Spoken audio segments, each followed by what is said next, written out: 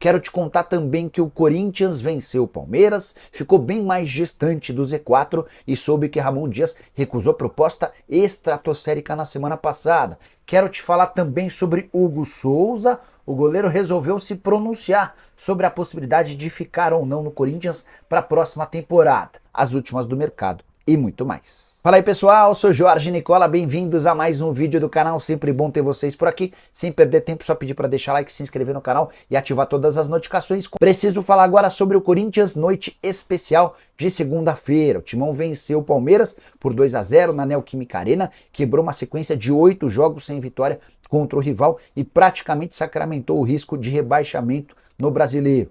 13ª colocação, sua melhor posição no Campeonato Nacional desde a primeira rodada. O Timão também abriu 4 pontos de vantagem em relação ao Z4. Terceira vitória seguida do Corinthians no Campeonato Brasileiro. Havia batido o Atlético Paranaense por 5-2, havia vencido o Cuiabá fora de casa por 1-0 e agora a vitória por 2-0 diante do Palmeiras. O Rodrigo Garro no fim do primeiro tempo e o Yuri Alberto no segundo tempo confirmaram um triunfo super importante. Vale a lembrança de que o Timão não vencia o Palmeiras desde 2021.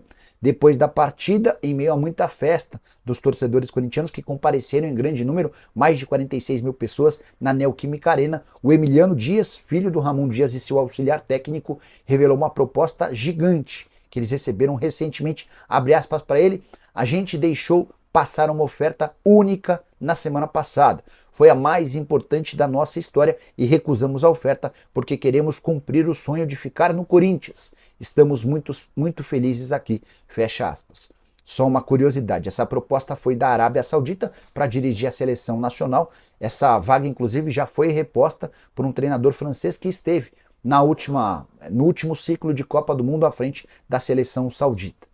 E essa escolha do Ramon e do Emiliano foi das mais arriscadas, porque se tivesse perdido para o Palmeiras ontem, existiria o risco, inclusive, deles serem demitidos. Como venceram, seguem no clube, mas também não devem ter vida muito longa. O contrato é até dezembro de 25, mas o que eu tenho escutado é que o Corinthians busca treinador para a próxima temporada.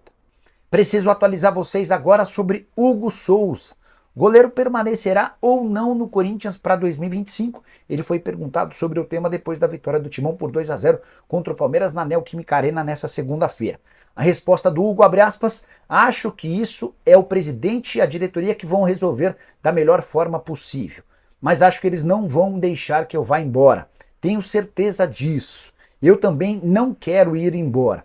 E eu sei que isso vai ser resolvido da melhor forma possível, fecha aspas. Tem algumas partes super importantes do Hugo deixando claro a intenção dele em permanecer e confiando na palavra do Augusto Melo de que a questão com o Flamengo será solucionada. Só para vocês entenderem, o contrato de empréstimo prevê a compra em 4 parcelas de 200 mil euros, totalizando 800 mil euros ou mais ou menos 5 milhões de reais. O Corinthians insiste em fazer essa compra de maneira parcelada, alegando que não tem esse dinheiro momentaneamente. Já o Flamengo prefere receber a grana à vista e já recusou a primeira garantia oferecida pelo Corinthians. Na oportunidade, o Timão havia colocado como um fiador o contrato da Brax. O problema é que esse contrato da Brax já havia sido utilizado como fiador na compra do Mateuzinho e não garantiu ao Flamengo uma das parcelas que atrasaram. Só para completar, o Corinthians tem prioridade na compra do Hugo com essas condições especiais somente até 30 de novembro, então isso precisa ser resolvido ainda nesse mês. E aí há um outro problema: o Timão acaba de sofrer um transfer ban que vai impedi-lo de registrar atletas pelas 3 próximas janelas, a menos que solucione uma dívida de 6 milhões e 900 mil reais com o Fabián Balbuena, zagueiro que foi à FIFA para processar o Timão.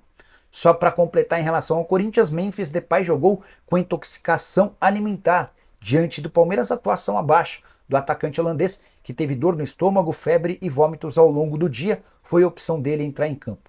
A saideira sobre o Timão, a Easy Seguros renovou o contrato com o Corinthians até 2025, dezembro de 25. Ela também estampará o uniforme do time sub-20 e também do time feminino. Tem várias coisas para a gente falar sobre essa partida, mas o jogo inicia com o Palmeiras sufocando, indo para cima, porém sem ser efetivo. O Corinthians, quando tem a chance aos 40 minutos, faz o gol. O Mateuzinho poderia ter feito outra escolha, mas não, ele deixa a bola claramente ali para o Garro, que tem esse poder de chutar de média distância e faz muito bem. Abre o placar o Corinthians, volta para a segunda etapa, um vacilo que não condiz com o que tem de talento o goleiro Everton, e o Yuri Alberto define o jogo em 2-0. O resumo do jogo é isso, né, Loirão? Assim, eu acho que o Corinthians teve um pouquinho mais de vontade em bolas divididas. O Corinthians não fez um jogo tecnicamente vistoso, mas sem bola. Eles assumiram um papel que me surpreendeu, porque está jogando em casa, então eu achava que o Corinthians ia sair mais para o jogo, mas eles assumiram um papel desde o começo do jogo de fechar a casa e ter o contra-ataque, acreditando na velocidade principalmente do Yuri Alberto, que o Memphis Depay eu acho que fez o pior jogo dele com o Corinthians. Mais apagado. Mais apagado, muito discreto o jogo do Depay, e ao contrário do Yuri Alberto, que tinha o campo para jogar. E aí o lado do Palmeiras, surpreende o Palmeiras ter dado tanta liberdade para o Yuri Alberto. O Palmeiras dominou o jogo, tecnicamente foi um jogo muito bom do Palmeiras. E quando a gente fala a gente sempre fala aqui, jogos grandes, o detalhe, aí não é frase vazia não, você precisa aproveitar as oportunidades. Palmeiras com 13, 15 minutos poderia já estar com 2-0. Seria um jogo completamente diferente. Então tem que parabenizar o Corinthians por 2 motivos. Primeiro, pelo resultado, que é o mais importante.